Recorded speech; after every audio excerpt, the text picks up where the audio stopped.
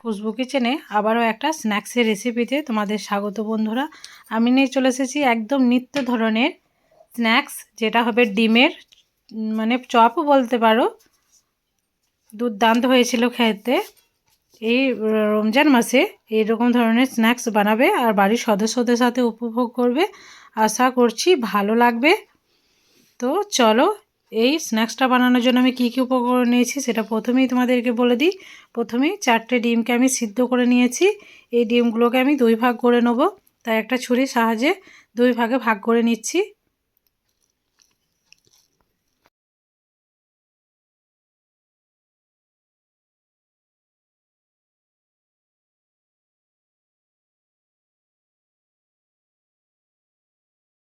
তো বন্ধুরা দেখো, 4টে ডিমকেই কিন্তু আমি খুব সুন্দরভাবে কেটে নিয়েছি।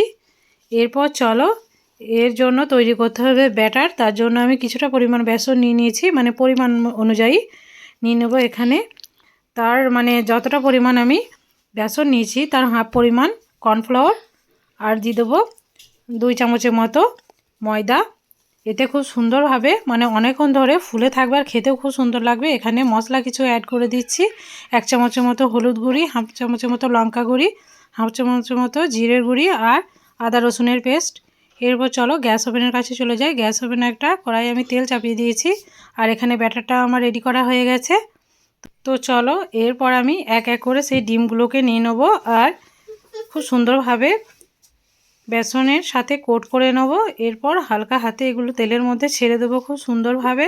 তো দেখো বন্ধুরা, আমি কেমনভাবে কাজটাকে করছি, ঠিক এরকমভাবে নিয়ে আমি তেলের মধ্যে দিয়ে দিয়েছি। তো বন্ধুরা, এক এক করে আমি তেলের মধ্যে দিয়ে দেবো খুব সুন্দরভাবে। আর কতটা পরিমাণ ফুলছে দেখো, দেখেই বুঝতে পারছো।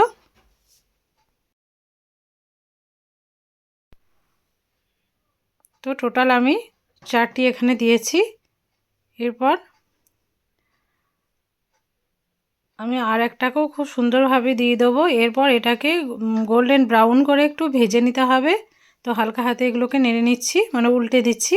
তো দেখো, বোঝাই যাবে না যে এর ভিতরে ডিম ভরা আছে। আর খেতে তো হয়েছিল দুর্দান্ত। অবশ্যই এই রমজানে বানাবে, আশা করছি ভালো লাগবে। তো বন্ধুরা দেখো, বেশ লালচে লালচে করে আমার ভাজা হয়ে গেছে। এরপর এগুলোকে এক এক করে আমি তেল ছড়িয়ে তুলে নেব।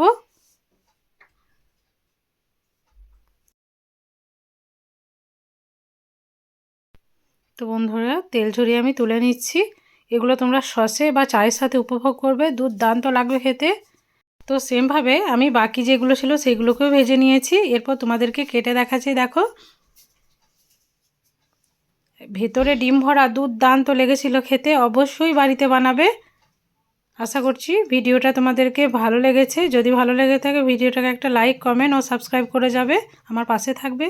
যারা নতুন আছো তারা কিন্তু চ্যানেলটাকে অতি অবশ্যই বারবার বলছি সাবস্ক্রাইব করবে। তো আজকের মতো বিদায় নিচ্ছি। ভালো থাকবে, সুস্থ থাকবে।